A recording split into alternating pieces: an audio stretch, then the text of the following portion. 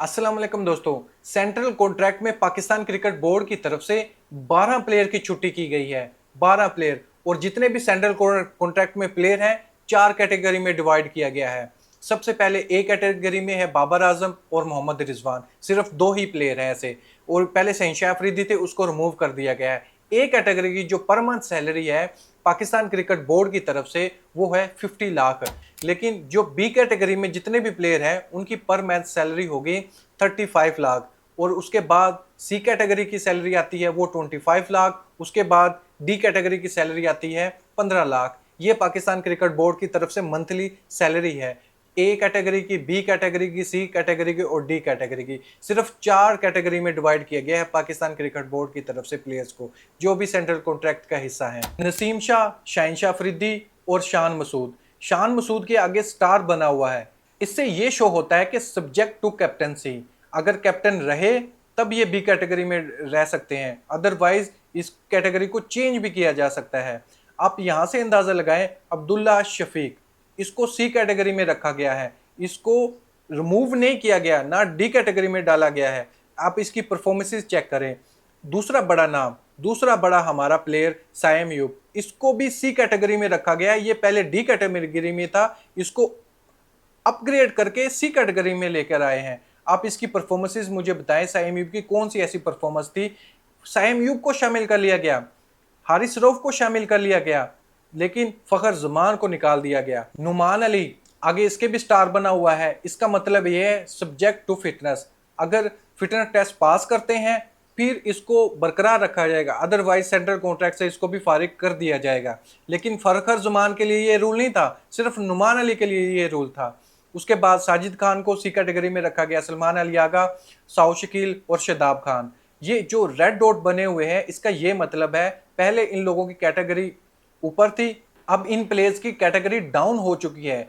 जिस प्लेयर के आगे रेड डॉट होगा उस प्लेयर की कैटेगरी डाउन हो चुकी है। अगर हम डी कैटेगरी में देखें तो सब के सब नए प्लेयर हैं। आमिर जमाल, हसीबुल्ला, कामरान गुलाम, खुरम शहजाद, मीर हमजा, मोहम्मद अब्बास अफरीदी, मोहम्मद अली, मोहम्मद हुरैरा, मोहम्मद इरफान खान, मोहम्मद वसीम जूरियन और उस्मान खान। ये डी कैटेगरी में, जिनको सेंट्रल कॉन्ट्रैक्ट से फारिग कर दिया गया है। सबसे पहला नाम फखर जमान, जिसके साथ बहुत बड़ी ज्यादती हुई है। दूसरा इमामुल हक, मोहम्मद नवाज, इमाद वसीम, फ़हीम अशरफ, हसन अली, इफ्तिखार चाचा, मोहम्मद हारिस, सरफराज अहमद, शाहनवाज दहानी, उसामा मीर और जमान खान।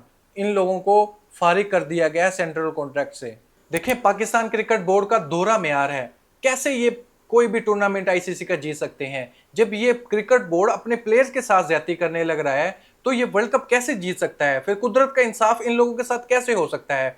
एक प्लेयर को इस वजह से सेंट्रल कॉन्ट्रैक्ट में शामिल किया गया है कि अगर ये फिटनेस टेस्ट पास कर ले तो ये सेंट्रल कॉन्ट्रैक्ट में रहेगा, अदरवाइज इसको साइड पर कर दिया जाता है। और एक ऐसा प्लेयर जो वर्ल्ड कप में पाकिस्तान टीम को मैच जितवाता है, क्रूशल स्टेज में पाकिस्तान को मैच जितवाता है, वो है फखर जमान, उसको साइड पर कर दिया गया है सिर्फ एक ट्वीट की वजह से। ये बहुत बड़ी ज्यादती है, ये इंसाफ ना हुआ। सिर्फ एक ट्वीट का ये मतलब नहीं है कि एक बंदे का कैरियर ही खत्म कर दो, उसको सीरीज में भी ना रखो। अब फखर जमान की तो सैलरी भी नहीं आएगी, वो अलग बात है, उन लोगों के पास पैसा मौजूद है, वो उन लोगों ने कमा लिया है, लीग से भी वो कमा सकते हैं। लेकिन एक ऐसा प्लेयर पाकिस्तानी, किसी भी अवाम से आप पूछ लो, पाकिस्तान के किसी भी क्रिकेट जो नॉलेज रखता है उससे आप पूछ लो कि फखर जमान के साथ ज्यादती हुई है या नहीं, वो आपको बता देगा कि वाकई ज्यादती हुई है। और छोटी ज्यादती नहीं है, बहुत बड़ी ज्यादती है कि फखर जमान को ये बहाना बनाकर निकाल देना कि उसने ट्वीट किया है और दूसरा फिटनेस टेस्ट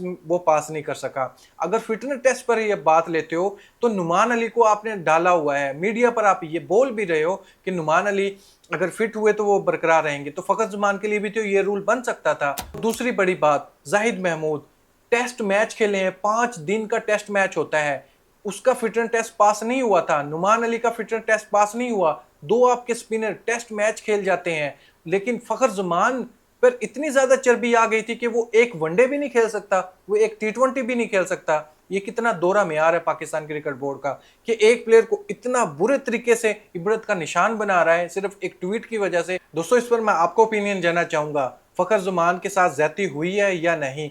एक ट्वीट का मतलब यह है कि किसी भी प्लेयर का कैरियर ही फारिग कर देना। या तो ऐसा कोई रूल है, कोई भी प्लेयर ट्वीट करता है, पाकिस्तान के बारे में ट्वीट करता है या प्लेयर के हक के लिए बोलता है, तो उसका ये रूल है पाकिस्तान क्रिकेट बोर्ड में मेंशन किसी भी किताब में, तो सामने लाया जाए ताकि फ्यूचर में कोई भी प्लेयर ऐसी हिम्मत ही ना करे। हम भी मानते हैं कि फ़खर ज़मान ने ट्वीट नहीं करना चाहिए था, फ़खर ज़मान को ये नहीं बोलना चाहिए था, लेकिन पाकिस्तान क्रिकेट बोर्ड भी अब ज़्यादती कर रहा है उसके साथ, बहुत बड़ी ज़्यादती कर रहा है कि उसको सेंट्रल कॉन्ट्रैक्ट से ही फारिग कर दिया, जबकि आपका मेन प्लेयर फ़खर ज़मान ही है जो आपको मैच जितवा सकता है। सबसे ज़्यादा सेंचुरी फ़खर ज़मान की है एज ए ओपनर, किसी भी खिलाड़ी की नहीं, सबसे ज़्यादा स्ट्राइक रेट उसका है, लेकिन फिर भी पाकिस्तान क्रिकेट बोर्ड फ़खर ज़मान के साथ ज़्यादती कर रहा है। इसके बारे में अपना ओपिनियन ज़रूर दीजिएगा। Thank you.